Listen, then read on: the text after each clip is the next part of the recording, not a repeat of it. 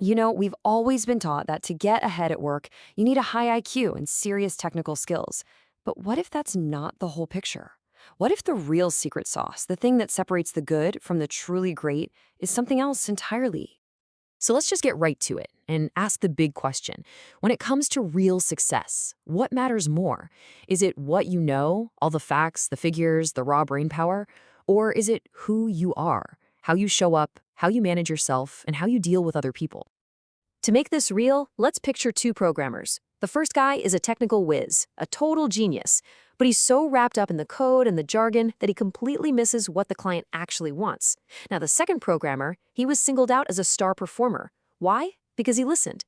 He picked up that the client just needed a simple one-page format, and that is exactly what he built. One guy focused on the machine, the other focused on the human. And that right there made all the difference.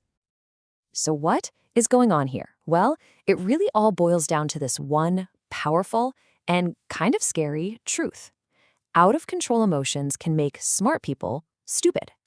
Think about that. It means that no matter how brilliant you are, your emotions can completely hijack your intellect. And listen, this isn't just some abstract idea. I mean, take the true story of this brilliant manager who ended up getting fired. His problem wasn't a lack of smarts. It was that he just couldn't handle the emotional pressure of confronting employees who weren't pulling their weight. And whenever his own boss criticized him, he gets so agitated that his ability to think straight just went out the window. Okay, so this leads us to a really important question. If raw intelligence, your IQ, isn't the be-all end-all, if it can be so easily knocked offline, then what is? What's that missing ingredient for real sustainable success? And the answer is emotional intelligence, or EQ. Now, this isn't some vague, feel-good concept. It's a very real skill set. It really just boils down to two key things. First, being able to understand and manage your own emotions. And second, having the ability to recognize, understand, and influence the emotions of the people around you. To really see just how critical this is, let's look at a high-stakes corporate drama.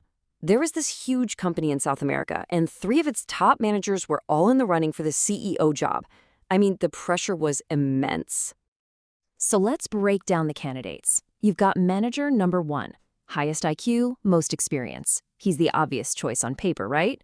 Then there's manager number 2, also super smart. But then there's manager number 3. His IQ and experience? Pretty good. But his emotional intelligence? It was off the charts. So, who do you think they picked?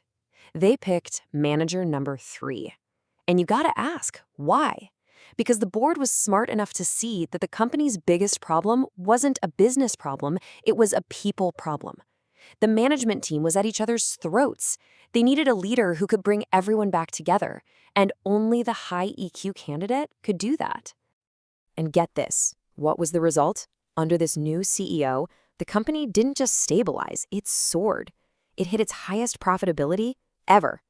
That's a straight line, connecting the decision to hire for EQ directly to massive business success. Now, it's really easy to hear that story and think, okay, that's for CEOs. But it's not. Emotional intelligence is a massive performance driver at every single level of a company. It's for everyone. Look at this number, $5 million. That's how much extra annual profit a sales team at Johnson Wax found for one of their clients. And they didn't do it by pushing a new product. They did it by using what they called social radar. They understood the client's messy internal politics, they empathized with what the buyer was going through, and they helped them solve their own problems. That's pure EQ in action. EQ isn't just about smooth relationships either. It can literally spark a revolution from inside a company. And for that, we have to look at the incredible story of John Patrick at IBM. This is a masterclass in how initiative and influence can change everything. So, back in 1993, this guy, John Patrick, he sees the internet and has this epiphany. He realizes it's the future. The problem? He works at IBM, a hardware giant that is completely missing the boat.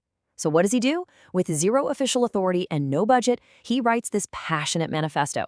He builds a secret coalition of believers across the company, and then he takes this huge gamble and commits IBM to a big internet conference without asking anyone for permission. It was a movement fueled by pure persuasion and passion. And by 1995, he was the vice president of IBM's brand new 600-person internet division, all because of his EQ. And now we get to what is, for me, the most powerful and hopeful part of this whole idea. Unlike your IQ, which is pretty much set from a young age, emotional intelligence is not fixed. It's a skill. And like any skill, that means you can learn it, you can practice it, you can get better at it your entire life. But there's a catch, and it's a big one. You can't start improving until you can see your own weaknesses. You have to find your own blind spots. So I'll just ask you straight up, do you know what yours are? These blind spots can be absolutely career-killing. Take the case of an executive they called a kick-ass turnaround artist. He was brilliant at fixing broken businesses, but he was so gruff and impatient that he was terrifying his team into silence. Nobody dared bring him bad news. And the craziest part? He had no clue he was doing it. So what turned it around? An executive coach did something incredibly simple but powerful. He videotaped the guy in meetings. Later, when the executive sat down and watched the tape, when he actually saw his own scowling, forbidding expression and watched how people flinched away from him, it was a total gut punch. The source material says the realization actually brought him to tears. And that incredibly painful moment of self-awareness, that was the start of everything changing for the better. You see, that executive story gets to the very heart of this quote. It's not that star performers are perfect and have no weaknesses. Of course they do. The difference is they are aware of their limits. That self-awareness is their superpower. It lets them know where they need to improve, and just as importantly, when they need to ask for help. So let's leave it with this. We've seen the evidence. Your career, your success, your effectiveness. A huge part of it depends on this stuff.